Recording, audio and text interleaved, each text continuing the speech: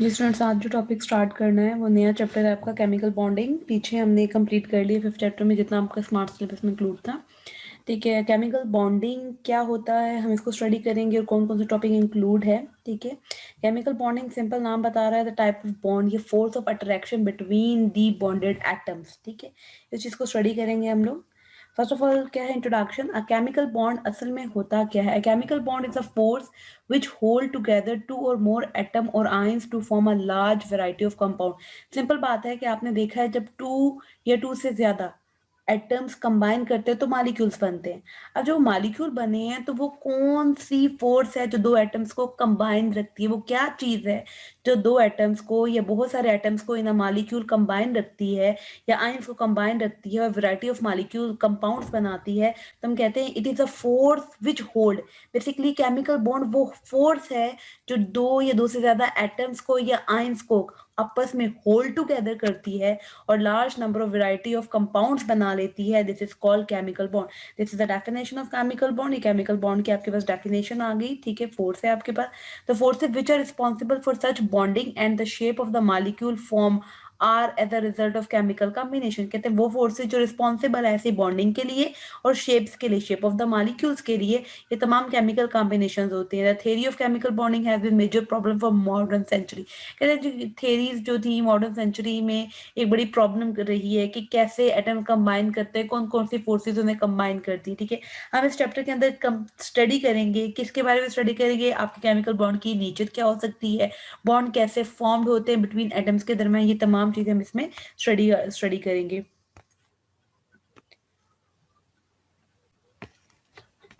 जैसे एक डायग्राम नजर आ रही है, इट्स अ मॉलिक्यूल। ठीक है, कैसे इसमें आपने देखा होगा कि मॉलिक्यूल्स के में एटम एक दूसरे को होल्ड किए हुए हैं। तो कुछ सॉलिड लाइन से होल्ड करते हैं, कुछ डॉटेड लाइन से होल्ड करते हैं, यानी कुछ आपने देखा था वंडरवाल फोर्सेज होती हैं, कुछ आपके पास जो होती हैं इंट्रामॉलिक्यूलर फोर्सेज होती हैं, कुछ इंटरमॉलिक्यूलर फोर्सेज होती हैं। ठीक है, फर्स्ट ऑफ ऑल हमारे जेहन में बात आती है कि आपके जो एटम्स होते हैं वो कंबाइन क्यों करते हैं, क्यों वो केमिकल बॉन्डिंग में पार्ट लेते हैं। ठीक है, तो chemical reactivity of element depend upon the characteristic of electronic configuration, कि कौन सा एलिमेंट किस हद तक रिएक्टिव है ये डिपेंड कर रहा होता है उसके आउटर मोस्ट शेल में इलेक्ट्रॉन्स पे। आपको पता है जी नोबल गैसेस जो होती हैं with electronic configuration of valence shell 1s2 और ns2 np6। आपको पता है जी नोबल गैसेस क्या होती हैं? नोबल गैसेस में पता है जी एट्थ ग्रुप में जो आपके पास गैसेस मौजूद होती हैं वो क्या कहलाती है? नोबल गैसेस कहलाती हैं। जिनका पहला मेंबर क्या है? आपके पास हीलियम है, बाद में आपके पास आर्गोन, क्रिप्टोन, नियोन, जीनोन, ये सारे आते रहते हैं। ठीक हो गया, पहला जो मेंबर है उसके पास क्या होते हैं? आउटर मोस्ट शेल में 2 इलेक्ट्रॉन्स होते हैं। बाकी जो मेंबर्स होते हैं जितने भी आपके पास आ रहे होते हैं, जीनोन आ रहा होता है, नियोन आ रहा होता है, क्रिप्टोन आ रहा होता है, आर्गोन आ रहा होता है, इनके आउटर मोस्ट शेल में कितने इलेक्ट्रॉन्स होते हैं? 8 इलेक्ट्रॉन्स होते हैं। अब अगर हम इलेक्ट्रॉनिक कॉन्फ़िगरेशन हीलियम की देखें, इट इज 1s2, यानी कि इसके के दो इलेक्ट्रॉन्स किस में मौजूद हैं? एस ऑर्बिटल में मौजूद है। बाकी जिनके पास 8 है हम उसे रिप्रेजेंट करते हैं एन से, एन एस से। एन कुछ भी हो सकता है, हमें पता है, मैंने पीछे आपको पढ़ाया है कि एन जो होता है वो क्या होता है? क्वांटम नंबर होता है, orbit number 1, orbit number 2, orbit number 3। ठीक है जी, और एन पी हो। ठीक है, यानी कि इन बाकियों के टू इलेक्ट्रॉन्स जो होते हैं वो एस ऑर्बिटल में होते हैं और बाकी 6 इलेक्ट्रॉन्स जो होते हैं वो किस में मौजूद होते हैं? पी ऑर्बिटल में। एस, एक बात याद रखिएगा कि एस हमेशा अपने शेल में सिर्फ 2 इलेक्ट्रॉन्स को एडजस्ट कर सकता है। पी जो होता है वो 6 को एडजस्ट कर सकता है। क्यों 6 को एडजस्ट कर सकता है? क्योंकि पी जो होता है वो 3 आपके पास डीजेनरेट ऑर्बिटल से मिलकर बना होता है। पी जो होता है वो कॉन्सिस्ट कर रहा होता है, आप लोग पढ़ के आ रहे होंगे, पी एक्स पे कॉन्सिस्ट करता है, पी वाई पे 3 डायमेंशनल होता है। ठीक है, और पी जी पे कॉन्सिस्ट कर रहा होता है। तो अगर इसमें टोटल 6 हैं तो that's mean 2 electron P x में एडजस्ट होते हैं, 2 पी वाई में और 2 पी जेड में। इस तरह ये टोटल क्या हो जाते हैं? आपके पास 6 इलेक्ट्रॉन हो जाते हैं। ठीक हो गया, अब ये बाकी जो एलिमेंट्स बचे इनके आउटर मोशन में कितने इलेक्ट्रॉन है? 8 इलेक्ट्रॉन है। क्लियर हो गया?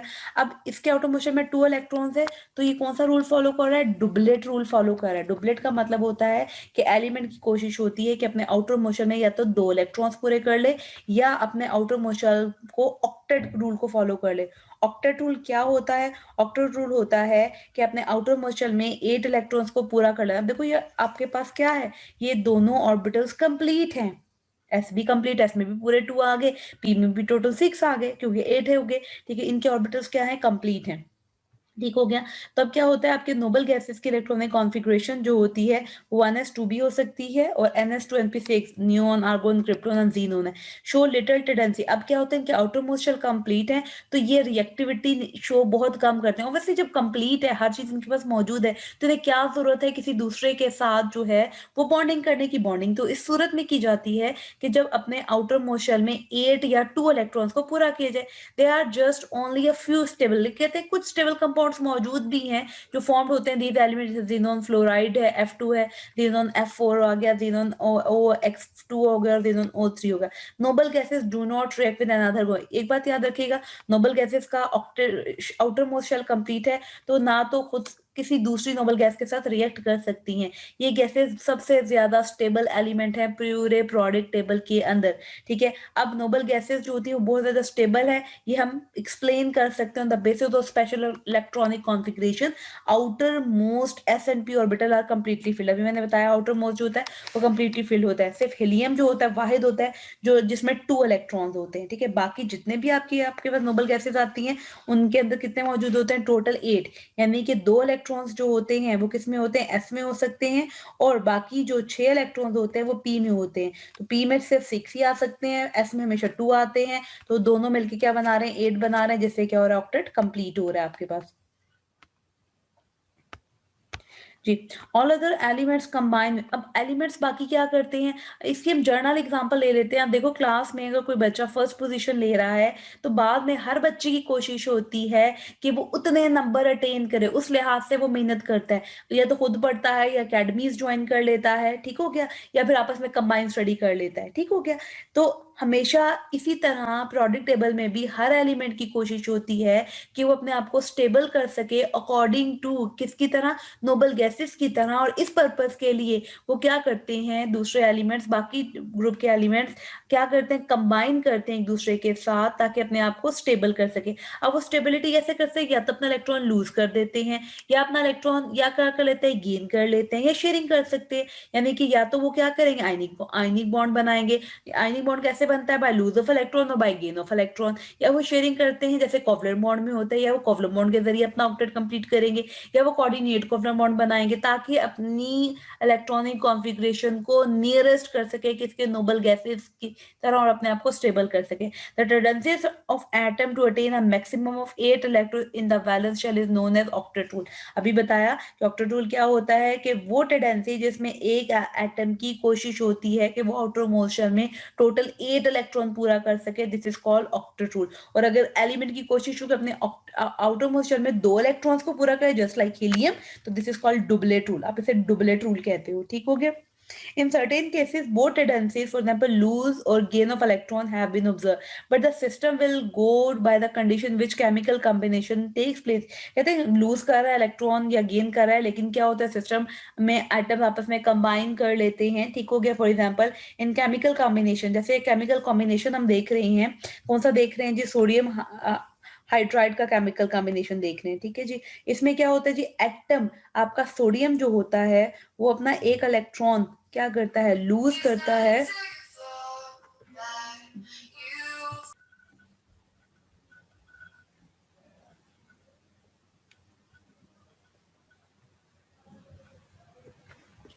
जी, जैसे क्या हुआ है, हमने केस देखा सोडियम हाइड्राइड का, जिसमें क्या है, सोडियम क्या करता है जी, अपना एक इलेक्ट्रॉन आउटर मोस्ट शेल में जो होता है 1 इलेक्ट्रॉन है, अपना एक इलेक्ट्रॉन क्या करेगा, लूज करेगा, +1 आ जाएगा और एक इलेक्ट्रॉन लूज हो गया। ये जो इलेक्ट्रॉन इसने लूज किया है, ये हाइड्रोजन जिसके पास पहले एक इलेक्ट्रॉन है, जब इस एक इलेक्ट्रॉन को एक्सेप्ट करेगा तो ये किसको फॉलो कर लेगा, ऑब्वियसली हीलियम को फॉलो करेगा डुबलेट रूल में, और इसके ऊपर क्या आ जाएगा, नेगेटिव आ जाएगा।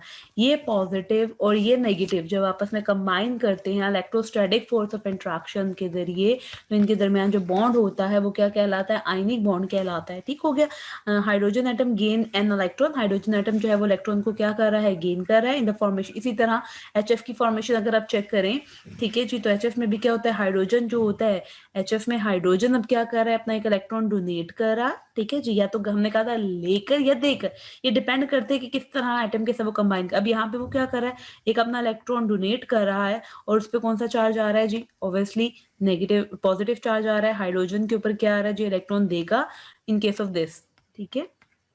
तो इस पे पॉजिटिव चार्ज आया और ये इलेक्ट्रॉन इसने दे दिया, देकर इसे अपना कंप्लीट कर लिया। इसी तरह फ्लोरीन जिसके आउटर मोस्ट शेल में कितने हैं जी 7 इलेक्ट्रॉन है, इसे एक इलेक्ट्रॉन की जरूरत थी, इसने एक्सेप्ट किया और इस पे क्या आ गया नेगेटिव चार्ज आ गया। अब ये हाइड्रोजन और HF आपस में जब मिलेंगे इलेक्ट्रोस्टैटिक फोर्स के जरिए तो इनका बॉन्ड क्या कहलाएगा HF which is called ionic bond. ये क्या है आपके पास आयनिक बॉन्ड है। Anyhow the octet rule could not be made universal as a formation, कहते हैं लेकिन यूनिवर्सली हम इसे एक्सेप्टेबल नहीं कर सकते क्योंकि बाद ऐसे कंपाउंड है जैसे PF5 आ गया आपके पास फास्फोरस पेंटाफ्लोराइड, सल्फर हेक्साफ्लोराइड हो गया या बोरॉन ट्राइक्लोराइड हो गया, ये इस रूल को फॉलो नहीं करते जब ये कंपाउंड फॉर्मेशन करते हैं। फिर इसके लिए डिफरेंट थेरीज जो थी वो पुट फॉरवर्ड की गई, ठीक हो गया, और हम आगे चल के देखेंगे।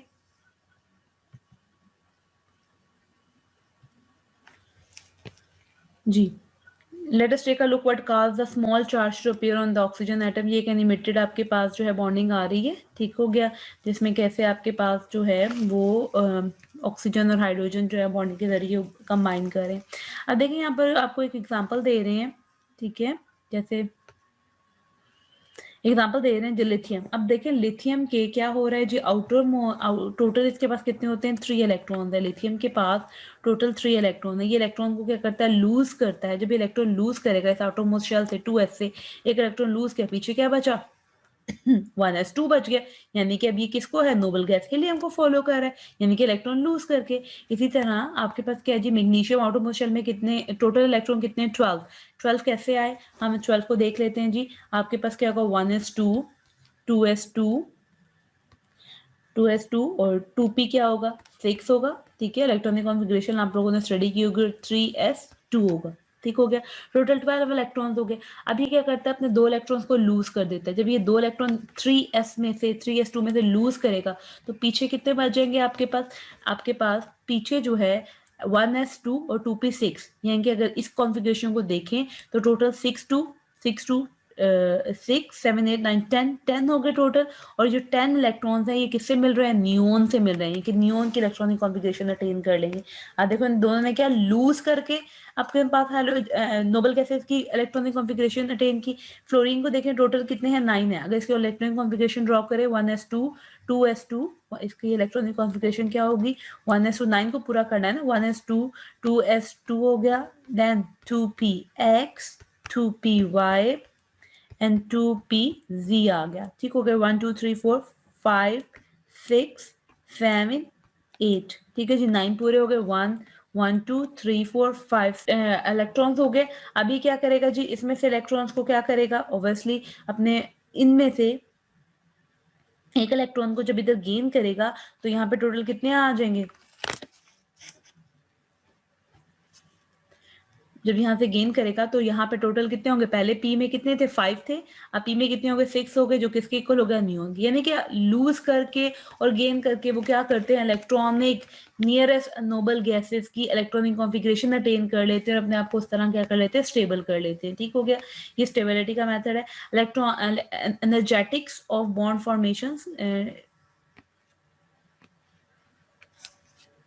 ये आपके सिलेबस में इंक्लूड नहीं है, ठीक है।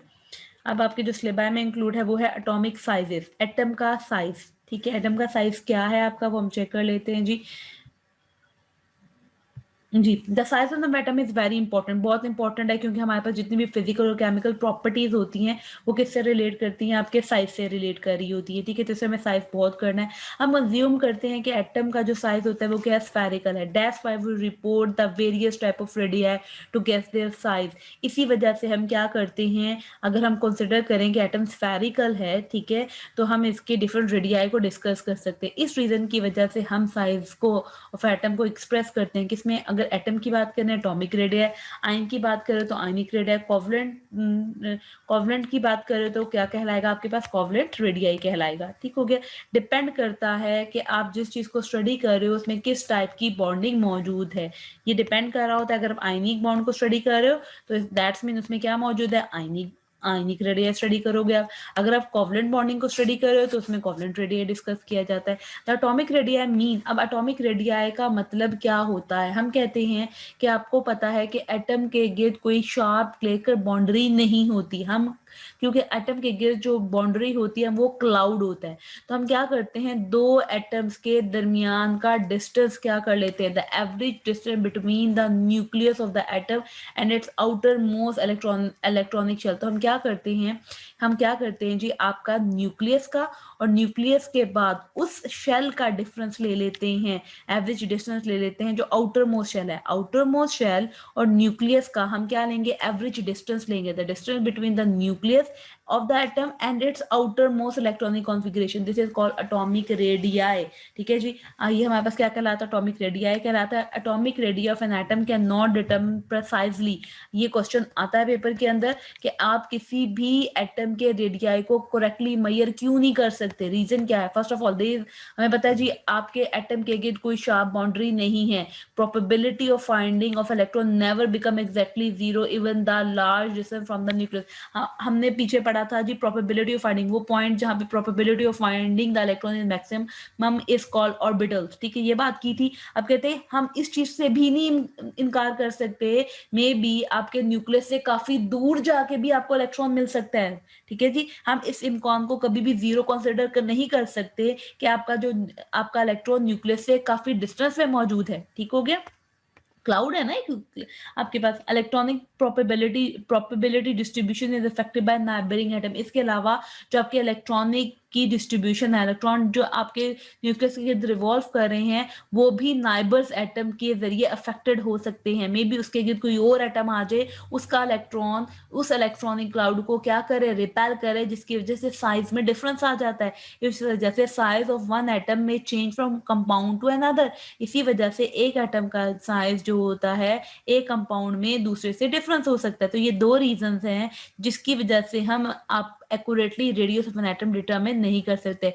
Atomic radius can be determine, कैसे डिटरमिन किया जाता है, इसीलिए हमने क्या कर लिया, एक प्रिसाइज मेथड ले लिया जिसमें हम क्या करते हैं, दो एटम के सेंट्रल डिस्टेंस ले लेते हैं, the distance between the central atom with the help of X ray, या तो एक्सरे की मदद से या स्पेक्ट्रोस्कोपिक मेजरमेंट की जरिए। तो हम क्या कर लेते हैं, एवरेज डिफरेंस ले लेते हैं, किसका, the distance between the adjacent atoms. ठीक हो गया, जैसे ये एक एटम है, अब एटम जैसे जैसे इंक्रीज करते जा रहे हैं, आपको देखें नजर आ रहा होगा आपको डायग्राम के अंदर, इंक्रीज करते जा रहे हैं, इसका डायमीटर भी क्या करता जा रहा है, इंक्रीज करता जाता है। एक एटम का डायमीटर कम है और जैसे जैसे क्या करता जाएगा, इंक्रीज करता जाएगा, साइज इंक्रीज कर रहा है, साथ साथ क्या इंक्रीज कर रहा है, डायमीटर भी इंक्रीज कर रहा है, तो ऑब्वियसली रेडियस भी उसका क्या करेगा, इंक्रीज करेगा आपके पास।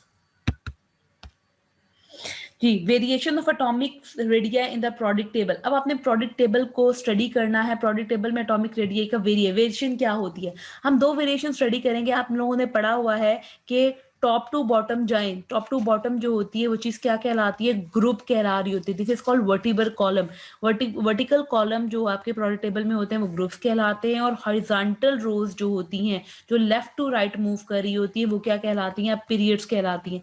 अब आपने क्या करना है जी, चेक करना है कि along the group atomic radii क्या होता है। जब हम ऊपर से नीचे आ रहे होते हैं तो एटॉमिक रेडिया इंक्रीज करता है या डिक्रीज करता है, या आपने चेक करना है कि पीरियड्स के अलोंग अगर हम मूव कर रहे होते हैं लेफ्ट टू राइट, तब आपका एटॉमिक रेडिया इंक्रीज करेगा या डिक्रीज करेगा। ठीक है जी, इन चीजों को स्टडी करने से पहले एक छोटी सी समरी आपको बता देती हूँ। ये समरी आपके लिए बहुत इंपॉर्टेंट होगी इस चीज को समझने के लिए, जो आगे हर जगह आपको कॉन्टिन्यूसली यूज होती जाएगी। ठीक है जी, तो ध्यान में रखना है, ये बात याद रखनी है कि अगर हम ग्रुप की बात करते हैं जी, हम अगर ग्रुप की बात करते हैं which mean from top to bottom, ऊपर से नीचे जाना। ठीक हो गया, टॉप टू बॉटम यानी कि वर्टिकल कॉलम्स कहलाएंगे। अब इसमें दो चीजें होती हैं, जब आप ऊपर से नीचे की तरफ मूव करते हो तो आपके पास क्या होता है जी, ऊपर से नीचे मूव करेंगे तो दो बातें होंगी। नंबर वन क्या होगा जी, नंबर ऑफ शेल्स जो होते हैं वो क्या करते हैं, इंक्रीज करते हैं। जैसे जैसे ऊपर से नीचे जा रहे हो इलेक्ट्रॉन्स की तादाद क्या हो जाती है, बढ़ती है, जिसकी वजह से नंबर ऑफ शेल्स इंक्रीज करते हैं। जब नंबर ऑफ शेल्स इंक्रीज करेंगे तो साइज क्या होता जाएगा, बड़ा होता जाएगा। ठीक है, जब साइज बड़ा होगा, नंबर टू न्यूक्लियर चार्ज हम कहते हैं, nuclear charge remain same. Nuclear charge उस तरह नहीं बढ़ता जिस तरह नंबर ऑफ शेल बढ़ते हैं। न्यूक्लियर चार्ज क्या होता है, number of protons in the nucleus, यानी न्यूक्लियस का चार्ज रिमेन क्या रहता है, along the group remain remain same. ये 2 बातें आपने ग्रुप में याद रखनी है। अब जब नंबर ऑफ शेल्स क्या करेंगे जी, नंबर ऑफ शेल्स भी मैंने बात के इंक्रीज करेंगे in the along the group, यानी टॉप टू बॉटम जाने से आपके नंबर ऑफ शेल्स क्या करेंगे, इंक्रीज करेंगे। तो क्या होता जाएगा, साइज बढ़ता जाएगा। जब साइज बढ़ेगा तो न्यूक्लियस का डिस्टेंस आउटर इलेक्ट्रॉन से क्या हो जाएगा, इंक्रीज कर जाएगा। जब आउटर इलेक्ट्रॉन से इंक्रीज करेगा डिस्टेंस, तो न्यूक्लियस उस तरह पावरफुली आउटर इलेक्ट्रॉन को अपनी तरफ नहीं खींच सकता। जब वो नहीं खींचेगा तो साइज क्या हो जाएगा, इंक्रीज हो जाएगा। और जब साइज इंक्रीज करेगा तो ऑब्वियसली इसका रेडियाई भी क्या करेगा, इंक्रीज करेगा। ये आपने बात याद रखनी है कि अलोंग द ग्रुप क्या होते हैं, 2 बातें, नंबर ऑफ शेल्स जो होते हैं अलोंग द ग्रुप क्या करते हैं, इंक्रीज करते हैं नंबर ऑफ शेल्स। और सेकेंडली हम कंसिडर करते हैं कि न्यूक्लियर का जो चार्ज है, न्यूक्लियर चार्ज जो होता है वो रिमेन क्या रहता है, कांस्टेंट रहता है। ठीक हो गया। अगर हम पीरियड की बात करें, अब पीरियड्स में क्या होता है जी, हम पीरियड्स की बात करते हैं तो पीरियड्स क्या होता है, along left to right move करना आपने पीरियड्स के अंदर। ठीक है जी, प्रोडक्ट टेबल के इसमें क्या होता है जी, इसमें हम कहते हैं न्यूक्लियर चार्ज जो होता है, यानी कि चार्ज ऑन द न्यूक्लियर जो होता है अलोंग द पीरियड क्या करता है जी, इंक्रीज करता है। और कंसिडर हम करते हैं कि नंबर ऑफ शेल इंक्रीज तो करते हैं नंबर ऑफ शेल, लेकिन उस तरह नहीं इंक्रीज करते जैसे न्यूक्लियर चार्ज इंक्रीज करता है। तो हम कंसिडर करते हैं कि number of shells remain constant. ठीक हो गया, number of shell remain constant. इसका मतलब है कि जब आप लेफ्ट टू राइट मूव करोगे तो क्या होगा जी, न्यूक्लियर चार्ज बढ़ता जाएगा। जितना जैसे जैसे न्यूक्लियर चार्ज बढ़ता जाएगा उतना ही nucleus outermost shell electron को अपनी तरफ पुल ज्यादा करेगा। जो वो अपनी तरफ पुल ज्यादा करेगा न्यूक्लियस, तो साइज क्या होता जाएगा, ऑब्वियसली अलोंग द पीरियड जाने से साइज डिक्रीज हो जाएगा, क्योंकि न्यूक्लियर चार्ज बढ़ रहा है। न्यूक्लियर चार्ज बढ़ रहा है तो आउटर मोस्ट इलेक्ट्रॉन को अपनी तरफ ज्यादा खींचेगा और साइज क्या करना शुरू हो जाएगा, डिक्रीज करना शुरू हो जाएगा। तो ये बातें आपने याद रखनी है इसको समझने के लिए जी। इन जर्नल एटॉमिक रेडियाई डिक्रीज करता है। जर्नली क्या है जी आपके पास, एटॉमिक रेडियाई जो होता है वो डिक्रीज करता है। कैसे डिक्रीज करता है, एटॉमिक रेडियाई डिक्रीज कर रहा है from left to right in a period. Period में लेफ्ट टू राइट डिक्रीज कर रहा है, मैंने रीजन भी बताई, यहाँ पे भी पता पढ़ लेंगे। And increase from top to bottom, और टॉप टू बॉटम जाने से क्या करता है, इंक्रीज करता है। कहते हैं डिक्रीज ट्रेंड जो होता है पीरियड में किस वजह से होता है, क्योंकि increase in the nuclear charge, क्योंकि लेफ्ट टू राइट जाने से न्यूक्लियर चार्ज बढ़ता है। जैसे ही न्यूक्लियर चार्ज बढ़ता है ये पुल करता है इलेक्ट्रॉन को, इलेक्ट्रॉन का पुल जो होता है वो इंक्रीज हो जाता है और साइज क्या कर जाता है, डिक्रीज कर जाता है। इसके अलावा shielding effect remain same. Shielding effect कहते हैं जी, इनर शेल के इलेक्ट्रॉन्स जो होते हैं वो न्यूक्लियस को अपने क्या कर लेते हैं, न्यूक्लियस को घेर लेते हैं और उसके इफेक्ट को बाहर जाने नहीं देते। तो कहते हैं जी लेफ्ट टू राइट जो होता है वो शील्डिंग इफेक्ट भी रिमेन सेम रहता है, जिसकी वजह से न्यूक्लियर चार्ज का होल्ड आउटर मोस्ट इलेक्ट्रॉन पर ज्यादा हो जाता है और साइज क्या कर जाता है, डिक्रीज कर जाता है। ठीक हो गया, ये आपके पास एक ट्रेंड आया along the period. Along the group जाए, अभी मैंने बात की थी अलोंग द ग्रुप जाने से क्या होता है जी, क्या होता है जी, आपके पास रेडियाई इंक्रीज करता है। एटॉमिक रेडियाई क्या करेगा, इंक्रीज करेगा। ठीक है जी, क्यों इंक्रीज करेगा, नंबर 1 किस वजह से इंक्रीज करेगा, रीजन अभी मैंने बताई थी, नंबर ऑफ शेल्स इंक्रीज करते हैं और स्क्रीनिंग इफेक्ट बढ़ जाता है। स्क्रीनिंग इफेक्ट क्या होता है, स्क्रीनिंग इफेक्ट कहते हैं शील्डिंग इफेक्ट बढ़ जाता है, क्योंकि देखो जब नंबर ऑफ शेल्स क्या कर रहे हैं, इंक्रीज कर रहे हैं, तो अंदर वाले शेल की तादाद जो है न्यूक्लियस के गिर्द वो भी इंक्रीज कर रही है, जिसकी वजह से वो क्या करते हैं, न्यूक्लियस के इफेक्ट को अपने तक महदूद रखते हैं और बाहर वाले इलेक्ट्रॉन पर कम जाने देते हैं ग्रुप के पीरियड्स ग्रुप्स में। जब वो कम जाने देंगे तो ऑब्वियसली इलेक्ट्रॉन जो है वो न्यूक्लियस की तरफ नहीं खींचेगा, क्योंकि न्यूक्लियर चार्ज तो नहीं इंक्रीज कर रहा वैसे जैसे आपका नंबर ऑफ शेल्स इंक्रीज कर रहा है, तो जिसकी वजह से साइज क्या हो जाएगा, इंक्रीज कर जाएगा। और जब साइज इंक्रीज करेगा तो रेडियाई भी इंक्रीज करेगा। The decrease of atomic radii is very prominent. अगर हम डिक्रीज देखते हैं तो सबसे ज्यादा जो प्रोमिनेंट है वो सेकंड पीरियड में है, but less in higher period. लेकिन हायर पीरियड्स में इतना डिक्रीज नहीं होता। Moreover the decrease is small when we travel from left to right in transition elements. आपको पता है जी प्रोडक्ट टेबल के दरमियान में क्या मौजूद है जी, ट्रांजिशन एलिमेंट्स मौजूद हैं।